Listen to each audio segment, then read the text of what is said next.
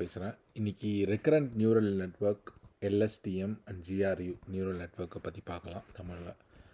வாங்க வீடியோக்குள்ளே போகலாம். ஸோ நியூரான்ஸ்லாம் வந்து நியூரல் நெட்வொர்க்லாம் என்ன அப்படின்னு கேட்டிங்கன்னா, அது வந்து it is designed by having the human neurons. அதாவது மூளை எப்படி வேலை செய்யுதோ, உங்கள் மூளையில் இருக்க நியூரல் செல்ஸ் எப்படி வேலை செய்யுதோ அதுக்கு ஏற்ற மாதிரி டிசைன் பண்ணியிருப்பாங்க. நியூரல் நெட்வொர்க்கில் பார்த்தீங்கன்னா இன்புட்ஸ் இருக்கும், ஹிடன் லேயர்ஸ் இருக்கும், அவுட்புட்ஸ் இருக்கும். ஸோ இன்புட் வந்து உங்களோட X values like input, hidden layers வந்து they do special calculation and do ஆக்டிவேஷன்னு, அப்புறம் அவுட்புட் வந்து ரிக்ரெஷனாக கிளாஸிஃபிகேஷனாக அப்படின்றத சொல்லும். ஓகேங்களா?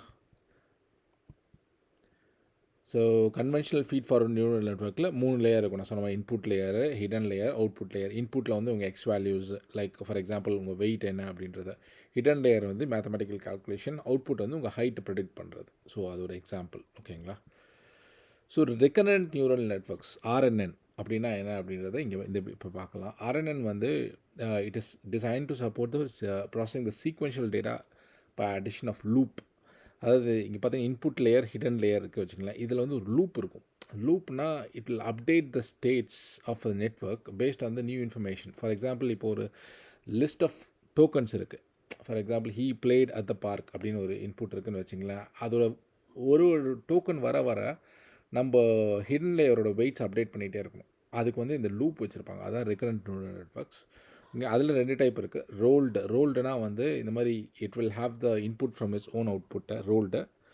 அன்ரோல்டு வந்து டிஃப்ரெண்ட் லேயர்ஸ் அதாவது இன்புட்லேயே வந்து மல்டிப்புள் லேயர்ஸ் இருக்கும். அது வழியாக வந்து they will update the state of the cell. ஓகேங்களா? அது அன்ரோல்டு. ஓகேங்களா?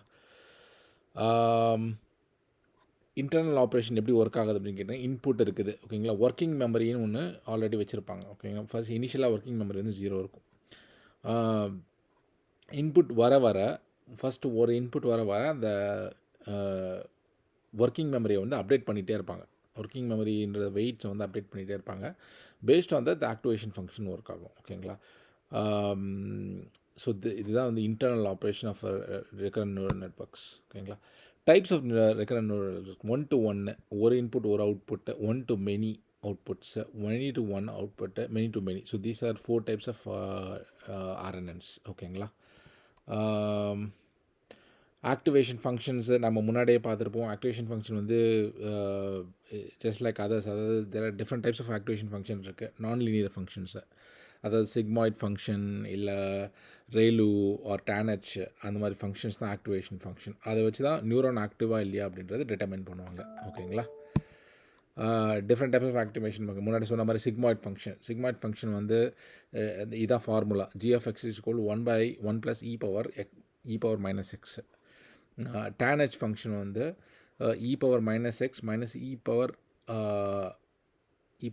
x minus e power minus x, e power x plus e power minus x. ஓகேங்களா? அதுதான் வந்து tan(h)ஓட ஃபார்முலா. ரேலு வந்து மேக்ஸ் ஆஃப் 0, x. ரேலு தான் நிறைய இடத்துல யூஸ் பண்ணுவாங்க. சாட் ஜிபிடி அந்த மாதிரி பெரிய மாடல் வந்து ஜீலுன்னு ஒன்று இருக்குது, அதை யூஸ் பண்ணுவாங்க. அதை அப்புறமா பார்க்கலாம். ஓகேங்களா? எங்கே ஆர்என்என் யூஸ் பண்ணலாம்? Prediction problem, language modeling, generating text. இப்போ வந்து நான் சொன்ன மாதிரி language he played at the park அப்படி இந்த லாங்குவேஜை இன்புட்டாக ப்ராசஸ் பண்ணணும்னா அதுக்கு யூஸ் பண்ணலாம். Machine translation, speech recognition, generating image description, இதுக்கெல்லாம் வந்து நீங்கள் ஆர்என்என் யூஸ் பண்ணலாம். ஓகேங்களா? Limitation of RNN. For example இப்போ அந்த கான்டெக்ஸ்ட் பெருசாக இருக்குதுன்னு வச்சுங்களேன். ஒரு பெரிய ஸ்டோரி இருக்குது. So he played at the park last evening where he was playing with some other friends அப்படின்னு பெரிய ஃப்ரேஸ் இருக்குன்னா அதோட லாஸ்ட் மெமரியை வந்து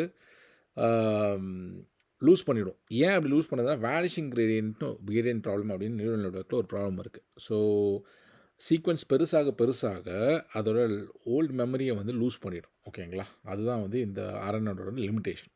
ஓகேங்களா? ஸோ இதை சால்வ் பண்ணுறதுக்கு எல்எஸ்டிஎம்னு ஒன்று எடுத்துருந்தாங்க. அதாவது long short term memory network. LSTM என்ன பண்ணுன்னா ஆர்என்என் ஸ்ட்ரக்சர் தான் யூஸ் ஆகும். பட் ஆனால் இதில் வந்து கொஞ்சம் நியூ ஆஸ்பெக்ட்ஸ் இருக்கும். என்னென்னா ஃபர்கெட் கேட் இருக்கும், இன்புட் கேட் இருக்கும், அவுட்புட் கேட் இருக்கும். ஓகேங்களா? செல் state for sell state n-1, sell state n. Working memory n-1, working minus n. So வரும்போது இன்புட்டை பேஸ் பண்ணி எதை ஃபர்கெட் பண்ணணும், எதை மெமரியில் வச்சுக்கணும் அப்படின்றத டிசைட் பண்ணும் இந்த எல்எஸ்டிஎம். ஓகேங்களா? ஸோ ஸ்ட்ரக்சர் ஆஃப் ஆர் இங்கே பார்த்தீங்கன்னா ஸ்ட்ரக்சர் ஆஃப் ஆர்என்னு கொடுத்துருப்பாங்க, ஸ்ட்ரக்சர் ஆஃப் எல்எஸ்டிஎம் கொடுத்துருப்பாங்க. ஸோ இந்த XT-1 XT+1 அதை வச்சு இந்த ரெக்கரண்ட் நியூரல் நெட்வொர்க் வந்து மெமரி அப்டேட் பண்ணும் இல்லைங்களா? அதனால் ஸோ இந்த எல்எஸ்டிஎம் எப்படி ஒர்க் ஆகும்னா, இதில் வந்து சிக்மாய்ட் ஃபங்க்ஷன்ஸ் இருக்கும். சிக்மாய்ட் ஃபங்க்ஷன்ஸ் வந்து ஃபர்கெட் கேட்டு, இன்புட் கேட், அதாவது எந்த இன்ஃபர்மேஷனை ஃபர்கெட் பண்ணும், எந்த இன்ஃபர்மேஷனை ரீட்டைன் பண்ணும் அப்படின்றது வந்து இந்த சிக்மாட் ஃபங்க்ஷன்ஸ் அண்ட் டேனேஜ் ஃபங்க்ஷன்ஸ் வந்து டிசைட் பண்ணும். ஓகேங்களா? ஸோ அந்த வேனிஷிங் கிரேடியன்ட் ப்ராப்ளம் வந்து மினிமைஸ் பண்ணும் இந்த எல்எஸ்டிஎம். ஓகேங்களா? ஸோ இந்த செல் ஸ்டேட் அப்படின்றது தான் அந்த key to the LSTM. Horizontal line அது ரன் பண்ணுது இல்லைங்களா? அதுதான் வந்து கன்வேயர் பெல்ட் மாதிரி இன்ஃபர்மேஷனை ரீட்டைன் பண்ணிட்டே இருக்கும் from one neuron to another neuron. ஓகேங்களா?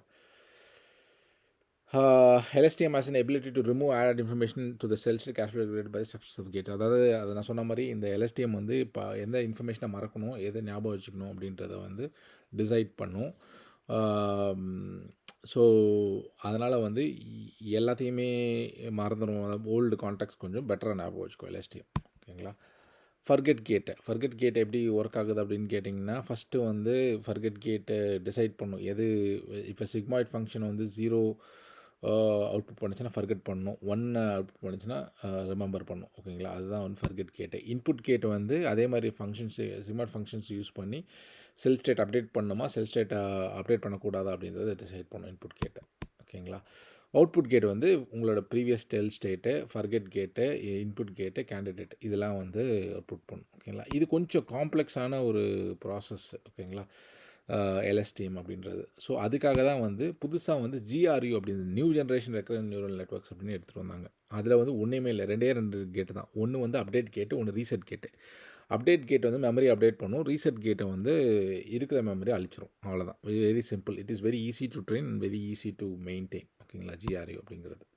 So update gate acts similar to the forget gate and input gate of LSTM. அதாவது ஃபர்கெட் கேட் இன்புட் கேட்டை வந்து கம்பைன் பண்ணிட்டாங்க. ரீசெட் கேட் வந்து use to decide how much past information to forget அப்படின்றத எல்லாத்தையும் reset பண்ணிடாது, அதில் எவ்வளோ ஃபர்கெட் பண்ணணும் அப்படின்றத டிசைட் பண்ணும், ரெகுலேட் பண்ணும். அதுதான் வந்து ரீசெட் கேட்டு. GRU வந்து ரொம்ப எஃபிஷியண்ட்டாக, மெமரி எஃபிஷியண்ட்டாக இருக்கும். எது பெட்டர் அப்படின்றது சொல்ல முடியாது. யூஸ்வலாக வந்து இன்ஜினியர்ஸ் வந்து decide based on the performance of the network. ஓகேங்களா? ஸோ பார்த்து ட்ரெயின் பண்ணிவிட்டு எது ட்ரைனிங் அக்யூரேஷன், வேலிடேஷன் அக்யூரேசி எல்லாத்தையும் பார்த்துட்டு எது கரெக்டாக ஒர்க் ஆகுது அப்படின்றத டிசைட் பண்ணி அந்த மாடலில் சூஸ் பண்ணிப்பாங்க.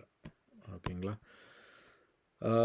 ஸோ ஓவர் ஃபிட்டிங் அப்படின்றது வந்து இப்போ மாடல் ஜென்ரலாக இல்லாமல் ஓவர் ஃபிட் பண்ணிடுச்சுன்னா புதுசாக வர டேட்டாவை ஒழுங்காக ப்ரெடிக்ட் பண்ணாது. அதுதான் ஓவர் ஃபிட்டிங். அதை எப்படி நம்ம அவாய்ட் பண்ணணும்னா, ஹிடன் யூனிட்ஸை கம்மி பண்ணணும். ஓகேங்களா? சைஸ் ஆஃப் வெயிட்ஸை கம்மி பண்ணணும், weight decay, stop learning before it's overfit. அது ஏர்லி ஸ்டாப்பிங்னு ஒன்று இருக்குது. ஏர்லி ஸ்டாப்பிங்கில் ஸ்டாப் பண்ணிட்டீங்கன்னா மாடல் ஓவர் ஃபிட் பண்ணாது. ஓகேங்களா?